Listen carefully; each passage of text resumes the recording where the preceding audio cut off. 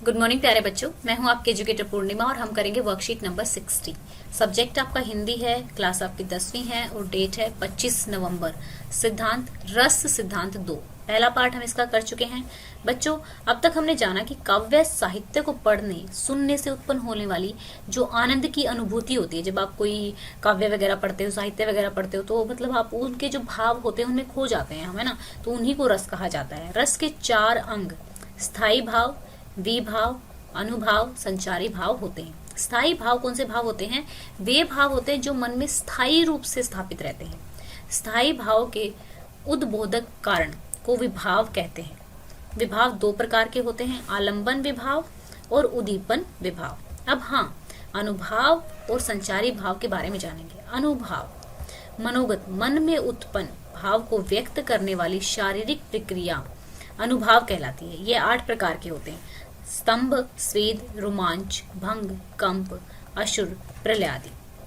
संचारी भाव हृदय मन में संचरण भाव को ही संचारी भाव कहा जाता है। यह भाव स्थायी भाव के साथ उत्पन्न होकर कुछ समय बाद चले जाते हैं, अर्थात ये स्थायी भाव मन में स्थायी रूप से नहीं रहते हैं।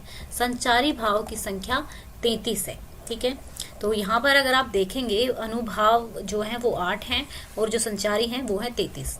तो इस 33 में आप पढ़ सकते हैं कौन कौन से: हर्ष, विषाद, लज्जा, गलानी, चिंता, शंका, अमृष, मोह, गर्व, उत्सुकता। तो ये भाव आप लोगों ने अपनी लाइफ में कभी ना कभी फेस किए ही होंगे।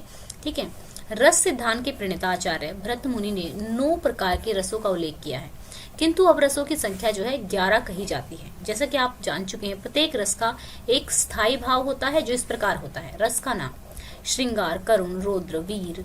ठीक है, तो स्थायी भाव यहाँ पर रीत, शोक, क्रोध, उत्साह। रस का नाम हास्य, शांत, भयानक, अद्भुत, हंसी, हास्य, निर्वेद, शांत, भय, विस्मय, विभित्स, घृणा, वात्सल्य, ममता, स्नेह, भक्ति, वैराग्य, अनुराग। तो ये आपके स्थायी जो है ये हैं, आपको याद कर लेने हैं। आपके जो रस हैं 11 के 11 और उनके जो रस का नाम है वो भी याद कर लेना है। ठीक है, स्थायी भाव और साथ में रस का नाम।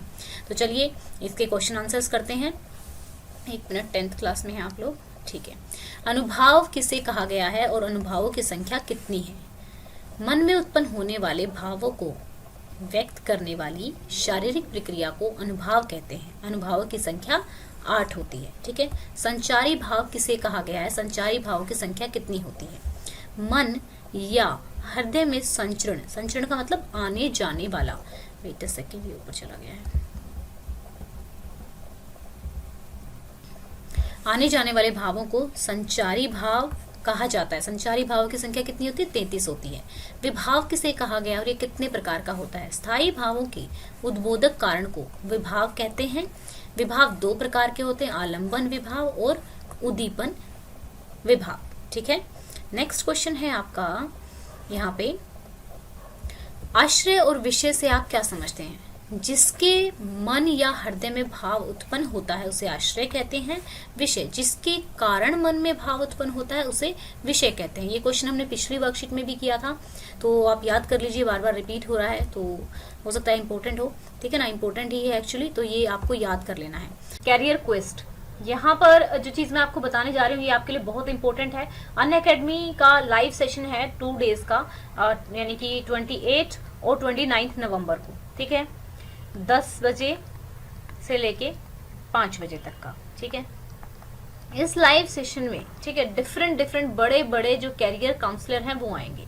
कैरियर क्वेस्ट, इसके जैसे इसके नाम से ही पता लग रहा है कि आपके जो भी क्वेश्चन हैं कैरियर को लेके, 9th 10th क्लास में हैं आप, तो देखो बच्चा है क्या कि यहाँ पर जो भी आपके डाउट रिलेटेड है कि भाई ये वाली स्ट्रीम लेनी है, साइंस लेनी है, आर्ट्स लेनी है, कॉमर्स लेनी है, सीए बनना है, इस वाले फील्ड में जाना है, तो जो भी आपके क्वेश्चन होंगे यहाँ पे जो बड़े बड़े डिग्नेटरीज हैं, बड़े बड़े एक्सपर्ट हैं यहाँ पर आएंगे, वो आपके क्वेश्चंस के जवाब देंगे। आप लाइव में इसको अटेंड कर सकते हैं एंड दिस इज फ्री। ठीक है, आपको डिस्क्रिप्शन में लिंक दिया हुआ है। इसके एनरोलमेंट के लिए कोई ऐसा नहीं है कि आपसे फीस ली जाएगी, तो एक तरह से यहाँ पर आप इसका फायदा उठा सकते हो, क्योंकि हमारे पास मेन चीज़ क्या होती है, जब हम 9th 10th में होते हैं तो हमें बहुत प्रॉब्लम आती है इस चीज़ में कि हमारे जो क्वेश्चंस होते हैं कैरियर को लेके, वो हमें बहुत कम लोग टैकल कर पाते हैं, हम लोग खुद कंफ्यूज होते हैं, तो हमारे पास इन्फॉर्मेशन की कमी होती है। तो इस सेशन को आप एज अ इन्फॉर्मेशन की तरह यूज कर सकते हैं।